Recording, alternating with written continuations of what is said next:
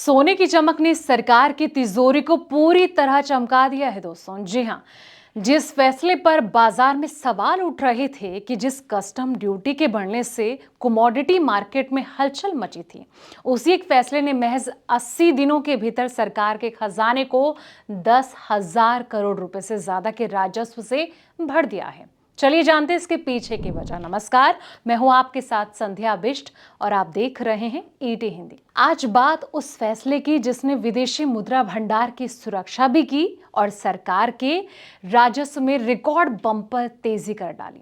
13 मई से 2 अगस्त के बीच यानी कि 3 महीने से भी कम समय में सोने, चांदी और प्लेटिनम पर बढ़ाई गई कस्टम ड्यूटी से सरकार की जेब में कुल 10,463 करोड़ रुपए आ गए।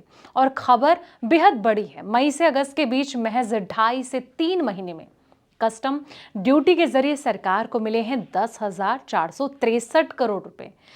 दोस्तों, आंकड़े बताते हैं कि सोने में आयात से 10,040 करोड़, चांदी से 328 करोड़ और प्लेटिनम से 95 करोड़ रुपए का जो राजस्व है जुटा गया।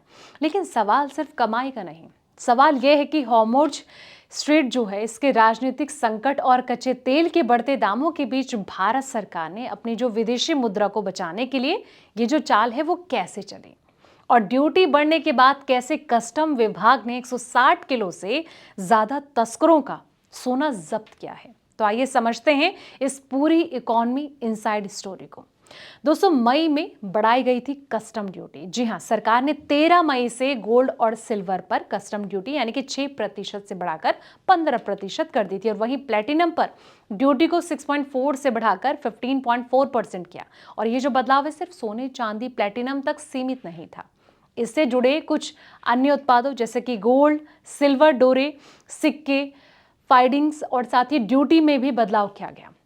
अब ड्यूटी बढ़ाने का जो मुख्य उद्देश्य है, गैर जरूरी आयात को रोककर कच्चे तेल, उर्वरक, औद्योगिक कच्चे माल और कैपिटल गुड्स जैसे जरूरी चीजों के आयात के लिए विदेशी मुद्रा सुरक्षित रखना है। पश्चिम एशिया में तनाव है और स्ट्रेट हॉर्मुज़ के रणनीतिक संकट के कारण कच्चे तेल और खाद्य आयात की जो लागत है वो बढ़ गई थी, जिसने निपटने के लिए जो है ये कदम सरकार को उठाना पड़ा। अब सोने की जो तस्करी है यानी कि स्मगलिंग पर कार्रवाई, सरकार ने सोने की तस्करी पर कड़ी कार्रवाई की। वित्त राज्य मंत्री ने यह बताया कि 13 मई से 30 जून के बीच अधिकारियों ने 161 किलोग्राम तस्करों का जो सोना है वो जब्त किया और इस दौरान 116 लोगों को गिरफ्तार भी किया गया।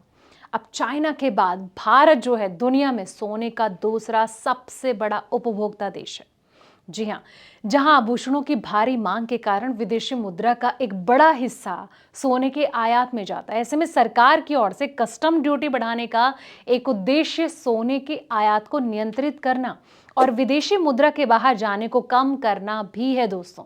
लेकिन सरकार को जो ये गोल्ड से इतना बड़ा फायदा हुआ है, इसको आप कैसे देखते हैं? जो इस तरीके से सरकार ने कदम उठाया था, इसको लेकर आपकी क्या राय, कमेंट बॉक्स में अपनी राय जरूर दें और साथ ही इस वीडियो को लाइक करें, शेयर करें, चैनल को सब्सक्राइब करना ना भूलें ताकि ऐसे पल पल की अपडेट्स आपको मिलती रहे। तब तक के लिए आप देखते रहें द इकोनॉमिक टाइम्स हिंदी।